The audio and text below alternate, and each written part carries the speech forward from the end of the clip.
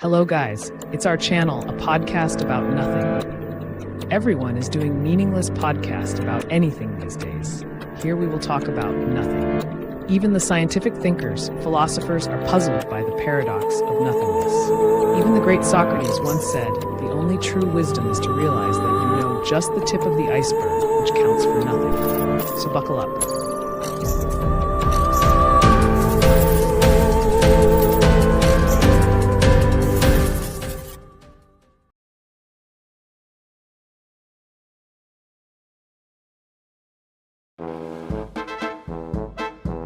The news hit hard. RTruth is leaving WWE. For many fans, he was a constant, a source of pure, unadulterated joy. He wasn't always in the main event. He didn't need to be. Truth's impact was different. He carved a unique space for himself. His departure marks the end of an era of laughter and genuine fun. RTruth was more than just a wrestler. He was an entertainer in the truest sense. Whether he was rapping his way to the ring or confusing Money in the Bank for a Royal Rumble, he committed to the bit. He made us believe in Little Jimmy. He made us care about a title chased through airports. That was his special magic. His career spanned decades. He saw the company change. He adapted. He thrived. He became a beloved figure, not just by fans, but by his peers too. RTruth had that effect on people. His exit leaves big shoes to fill. Before RTruth, there was K-Crush, then Ron the Truth Killings. He made his mark in TNA wrestling. Back then, TNA was the new kid on the block. Killings was one of its early stars. He showed flashes of the charisma we'd love. He was athletic, he was exciting. He had that connection with the crowd. In TNA, Killings achieved historic success. He became the first recognized African-American NWA World Heavyweight Champion. That was a huge moment. He held the title twice. He proved he could be a main event player. He wasn't just a comedy act back then. He was a serious competitor, a top guy. He carried the weight of the company. His TNA run showcased his versatility. He could be intense. He could be fiery. He was ready for a bigger stage. RTruth's return to WWE in 2008 was significant. He wasn't K-Quick anymore. He was RTruth, a name that would become legendary. He came back with a new energy, a fresh presentation. His entrance music, What's Up, was instantly catchy. Fans were rapping along from day one. It was clear WWE had plans for him. His initial run back was solid. He was presented as a face, a good guy. He had exciting matches. He showed off his incredible athleticism. He feuded with Shelton Benjamin. He chased the United States Championship. He was a reliable mid-card talent. Then came the heel turn in 2011. This was a different RTruth, a more paranoid, unhinged version. He started talking to Little Jimmy, an imaginary friend. Even as a bad guy, he was still hilarious. He was all in. RTruth's character wasn't static. It evolved over many years, from the rapping K-Quick in the Attitude Era, to the more serious Ron Killings in TNA. Then back to WWE as RTruth. Initially he was a straightforward, energetic babyface. He got the crowd hyped, he danced, he smiled, he was pure energy. But the character needed more depth, more layers. The Little Jimmy phase was a turning point. It was weird, it was funny, it was uniquely truth. He took a simple idea, an imaginary friend, and he ran with it. He made Little Jimmy feel real.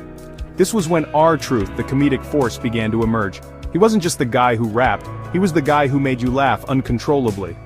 Through all these changes, one thing remained constant: RTruth's commitment. Section 5, Master of Mayhem, the 24/7 Championship Era. If one thing defines late career RTruth, it's the 24/7 Championship. That green belt became his signature. He didn't just win it, he the 24/7 championship. He held it a record number of times, over 50 times. The title was designed for chaos, for comedy.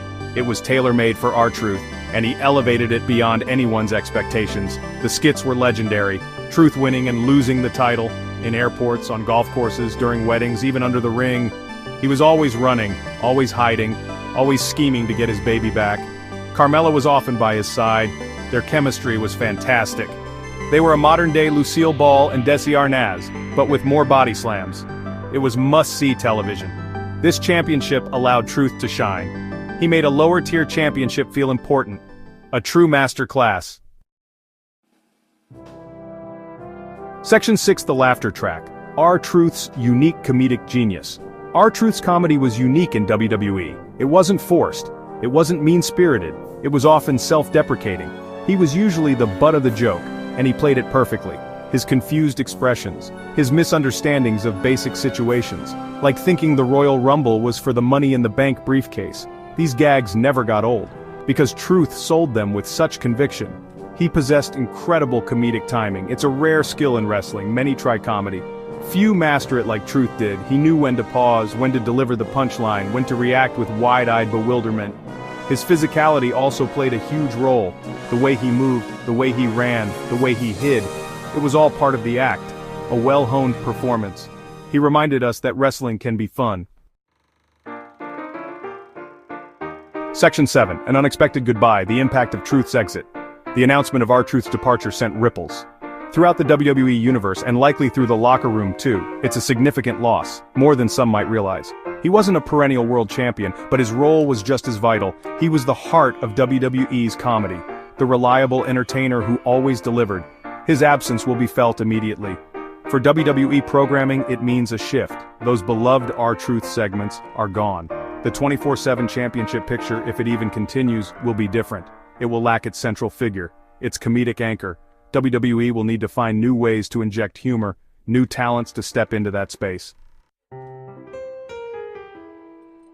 Section 8. The gaping hole, WWE's entertainment scene, post-Truth. Losing RTruth creates a void, a big one, right in the middle of WWE's entertainment landscape. He was a consistent source of laughter, a reliable performer who could lighten any show. Now that reliable spark is gone.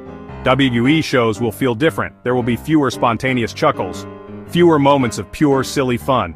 That's a tough pill to swallow for many fans. Think about Raw or SmackDown. RTruth segments were often breathers, moments of levity between intense matches and serious promos.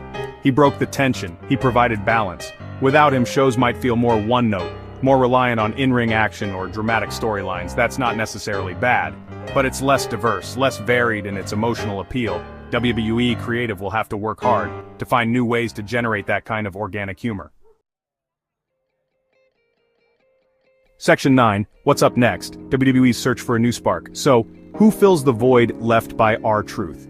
That's the million-dollar question for WWE. It's not about finding a direct replacement. You can't just copy RTruth. His style was too original, too personal. Instead, WWE needs to identify other talents. Wrestlers who can bring their own unique brand of entertainment, their own comedic flair. The roster has potential. Perhaps someone from NXT could step up. The developmental brand often fosters creativity, someone with charisma and a knack for humor, or maybe an existing main roster talent. Someone looking for a breakout opportunity. They could be given more freedom, more chances to show their personality. WWE needs to be willing to experiment, to take chances on new comedic acts. The company might also lean more on ensemble comedy, instead of relying on one standout individual. Ultimately, RTruth's legacy is one of joy.